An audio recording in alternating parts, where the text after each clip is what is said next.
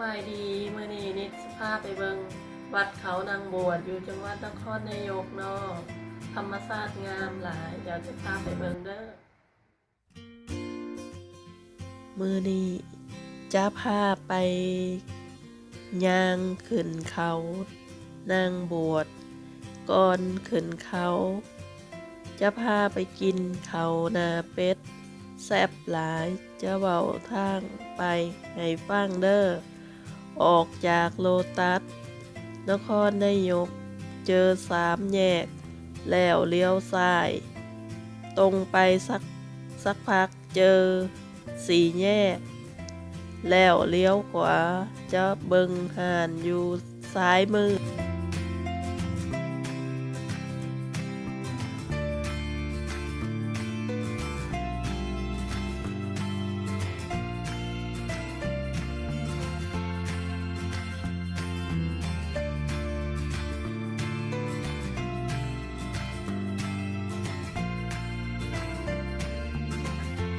ห่านนี่เป็นห่านชื่อดังของจังหวัดนครนายกเปิดมาหลาย10 ปีแล้วถ้าผู้ใดมาเบิงนครนายกก็อย่าลืมแวะมากินกันเด้อ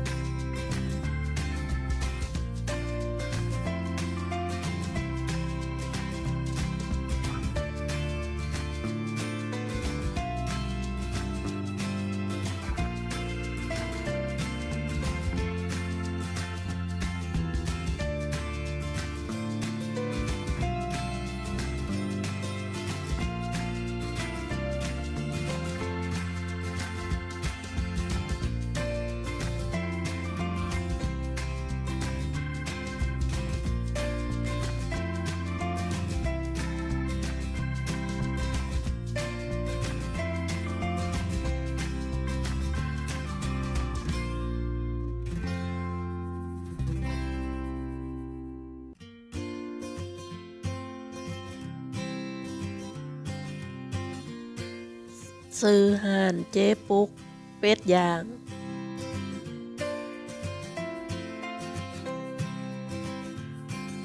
ในอาหารมีอาหารหลายแนวให้เลือกเช่นข้าวหน้าเป็ดย่างข้าวหน้าเป็ดพะโล้เผลอเป็ดย่างเป็ดพะโล้แกงเผ็ด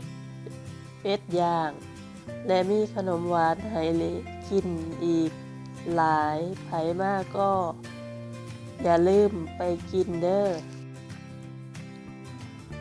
มื้อนี้ข้อยกินข้าวหน้าเป็ดย่างเด้อ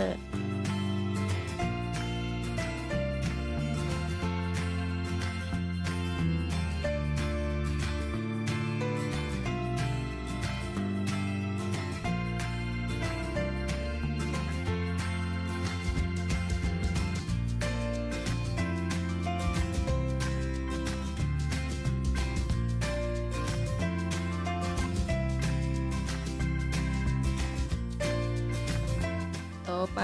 ข้อยสิพาไปเบิงวัดเขานางบวชเด้อ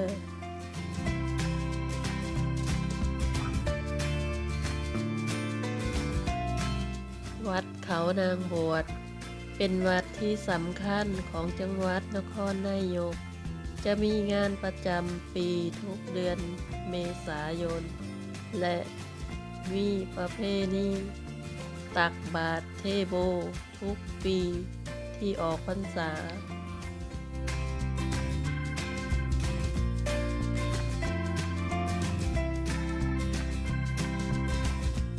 ด้านขวามือจะเป็นที่ทำบุญถวายสังฆทานก่อนจะไปขึ้นเขาเด้อ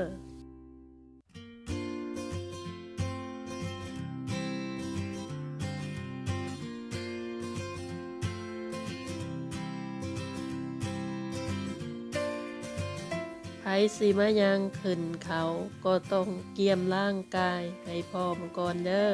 เพราะมันสูงหลายอย่าลืมพกน้ำขึ้นไปด้วยเด้อ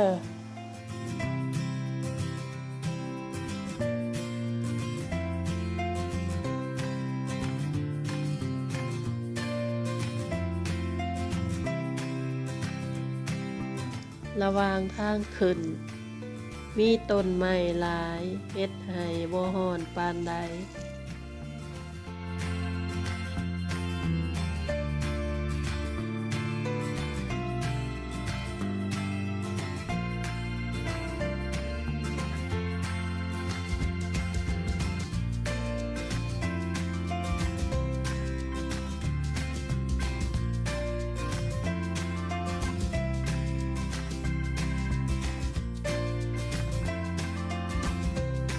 ข้อยสิมาเว้าประวัติ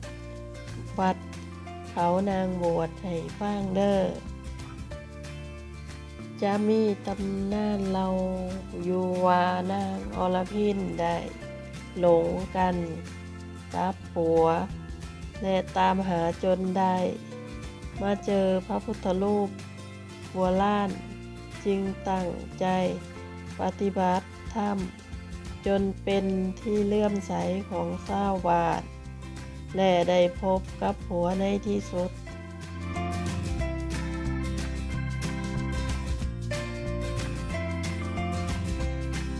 ต่อมาได้มีพระเถระจากกรุงเทพร่วมกับเจ้าอาวาสวัดเขานางบวชและชาวบ้านได้ร่วมกันสร้างบนยอดเขาในปีพ.ศ. 2464และจะมีงานบุญ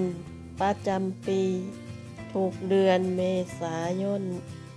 เป็นงานสำคัญของจังหวัดนครนายก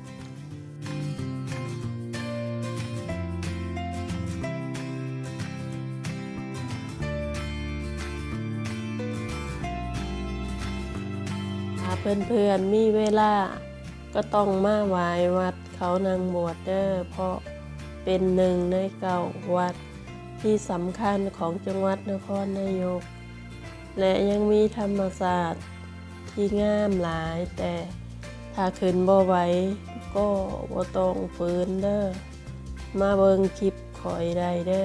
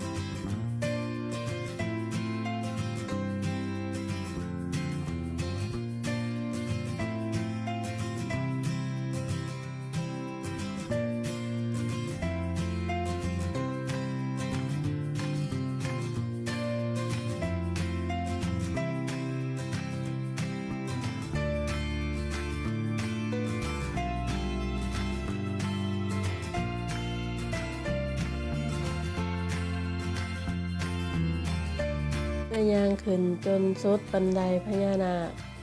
แล้วก็ยังบ่ฮอดบนดกเด้อต้องย่างต่ออีกน้อยหนึ่งก็เลยเก็บผูกงามมาฝากเด้อ ก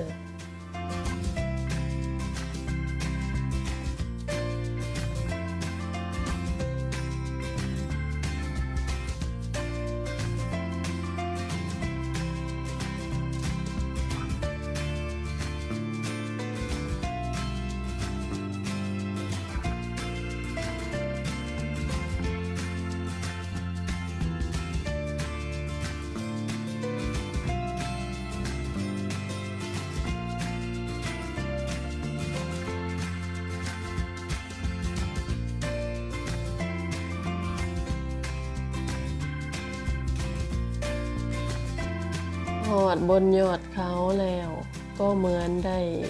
มาเบิงสวรรค์เด้อเพราะข้างบนยอดเขาสามารถเบิงวิวจังหวัดนครนายกได้งามหลาย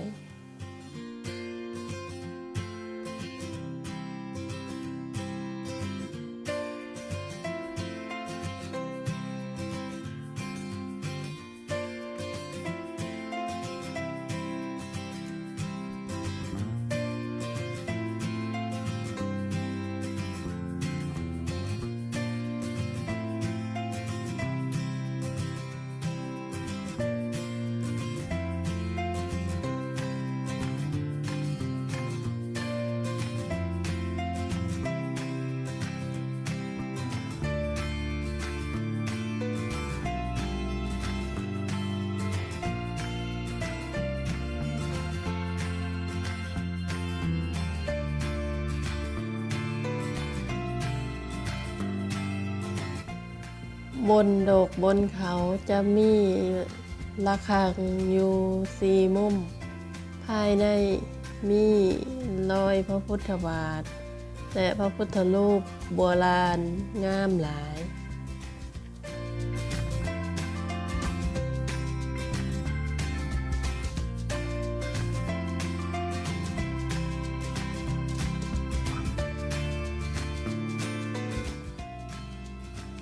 ห่อนหลาย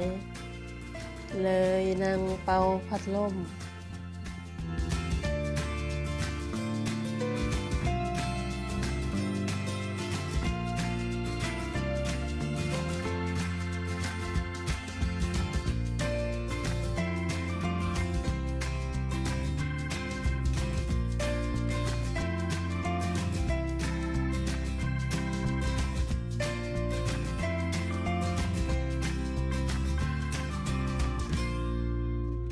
มองนี่ก็เป็นจุดชมวิวของจังหวัดนครนายกสามารถมองเห็นธรรมชาติงามหลายอยากให้เพื่อนๆมาเบิ่งกันเด้อ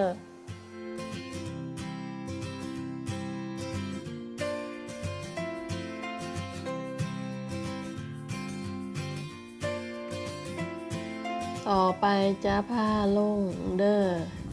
แต่ขาลงจะนับขั้นบันไดว่ามันมีจักขั้นแน่บ่ได้ใบหวยเด้อแค่อยากนับดูว่ามันตรงกับที่ได้เบิ่งมาหรือเปล่าเด้อ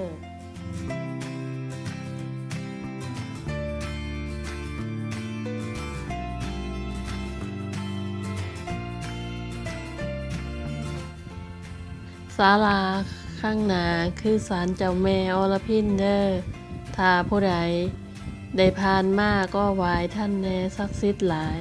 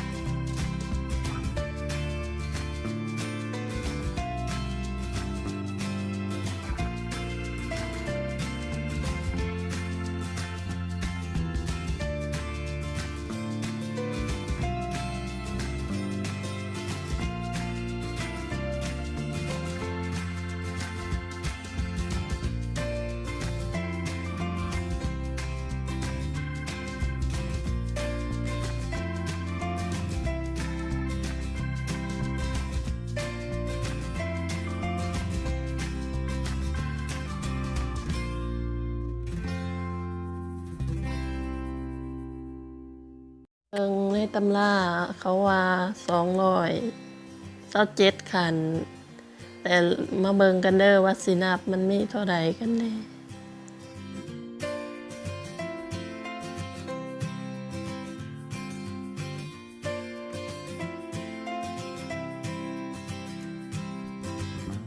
มื้อนี้คอยอัดคลิปด้วยกล้อง Samsung A50 เด้อ